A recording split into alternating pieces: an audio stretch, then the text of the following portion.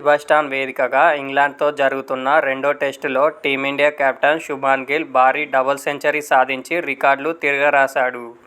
387 బంతుల్లో 269 పరుగులు, 30 ఫోర్లు, 3 సిక్సర్లు బాదాడు. రెండో రోజు గిల్ టీ విరామం తర్వాత కాసేపటికే అవుటయ్యాడు. టంగ్ బౌలింగ్లో ఓలీ పోప్కు క్యాచ్ ఇచ్చి వెనుదిరిగాడు. ఈ డబుల్ సెంచరీతో గిల్ చాలా రికార్డులు సాధించాడు.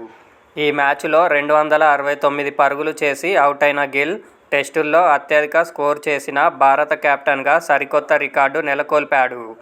గతంలో ఈ రికార్డు విరాట్ కోహ్లీ పేరిట ఉండేది.